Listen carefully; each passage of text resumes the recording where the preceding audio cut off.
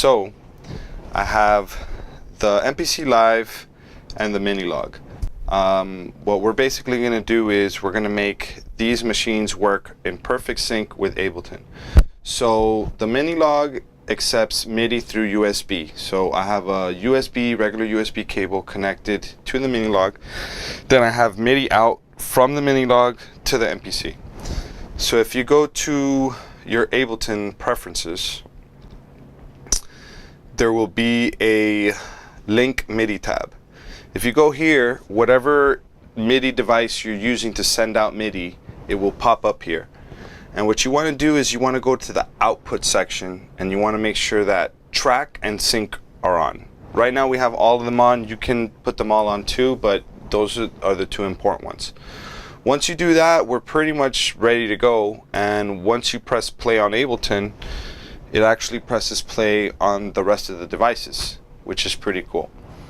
So we can take this a step further because they both have their built-in step sequencers. So this synth here is just a regular basic sound.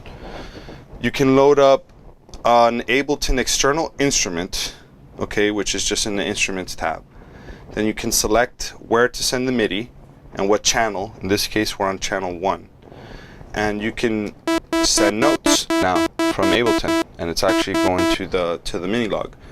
I have this little plugin here from I actually don't know the name of the developer, but it's a MIDI CC plugin used with Max for Live. And what this can do is I'm actually controlling the filter from Ableton. That's, you know, obviously the filter on the Minilogue.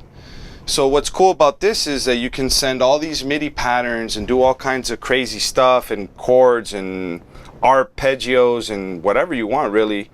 You can send it out to the Minilogue and even automate the filter, you know, the pitch, all kinds of stuff, LFO. I mean, you know, you can map those MIDI CCs to anything you want. So that's pretty cool, you know, because it really just opens up all kinds of possibilities. Now, some people have problems with sync. Maybe their computers aren't that powerful. If you do have any problems with that, what you do is basically put on the metronome and you see if it's in sync with what you got going on. If it's not, you go back into the preferences, and over here you'll have this thing that says MIDI clock sync delay. So if you have any kind of delay, just bring it back a little bit usually. Sometimes it's like -15, as I've noticed, is like the sweet spot.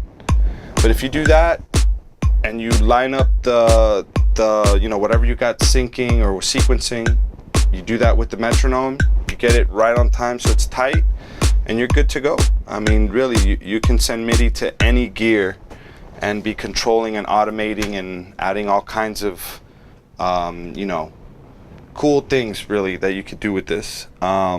It gives you the best of both worlds. It gives you a lot of the Ableton features, a lot of the chord features that you can use with the ARP and all kinds of stuff, and Max for Live plugins and everything, and really apply it to this. So I think it's actually a really exciting and fun tool to use, and it's something that I take advantage a lot in my studio.